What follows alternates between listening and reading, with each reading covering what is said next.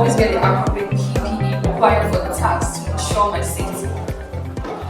Of course, as a first aider, I've been trained in providing immediate medical care assistance to people who have been injured or suddenly taken ill. In cases of emergencies, where the patient is unconscious and still breathing, we apply the Dr. ABC principle. So the first thing to do, which is D, is to check the environment to remove whatever that can cause danger to myself as the first aider or to the casualty.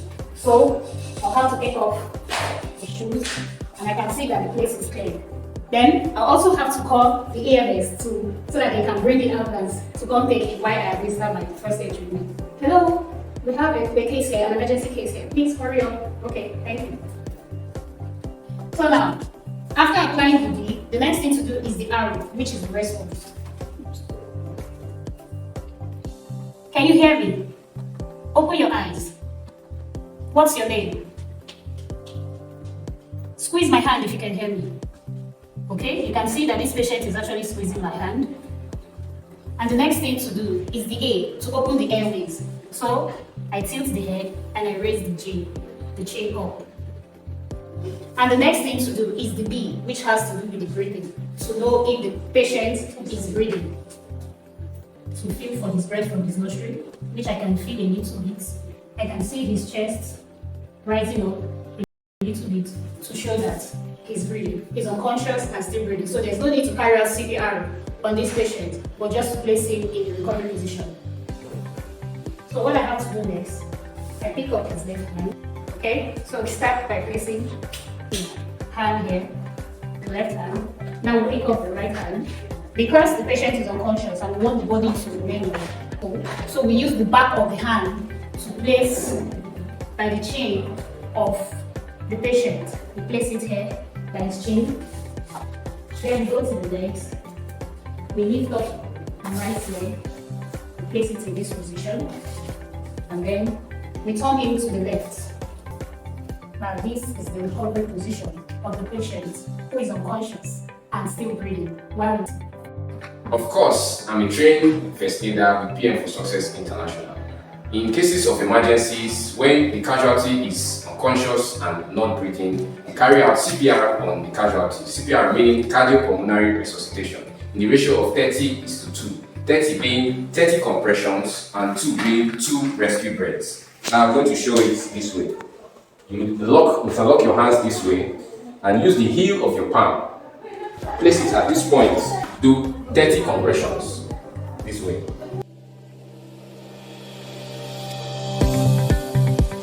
Count up to 30.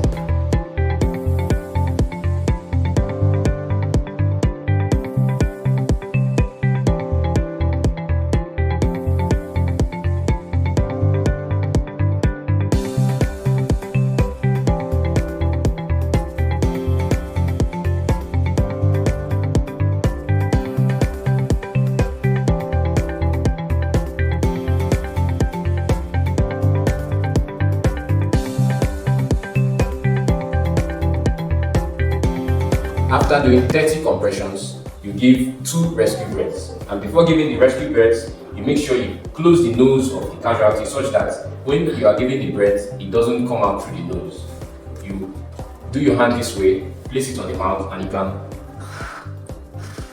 2 rescue breaths. Now, the purpose for doing this is to avoid direct body contact with the casualty to avoid any forms of infection. After doing that, you check the casualty for pulse if probably the heart has started beating. If not, you repeat 30 compressions again, 2 rescue breaths until either the casualty recovers and starts to breathe on his own and circulation begins to go around the body, or the emergency services arrives. Of course, I'm a trained safety professional with PM4Success. In the case of fire emergency, remember the first principle, which means pull the pin of the fire extinguisher. You aim the nozzle at the source of the fire and you will squeeze. When you squeeze, you will make a sweep motion on the source of the fire. This will help you quench the fire or extinguish the fire. Thank you. Of course, I am a trained safety personnel with PM4Success, and as such, I must understand and implement safety science. For example, a red circle with a diagonal line means prohibited. No smoking. A green rectangle or square provides us with information about emergency exits or first aid or emergency equipment. For example, first aid kits, emergency exits.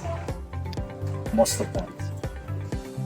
A blue color in a safety sign represents actions that must be taken, that is mandatory. For example, use the handbrake. A triangle with a black border warns of potential hazard, and a hazard is anything that can cause harm, incident, accident, whatever case may be. For example, danger.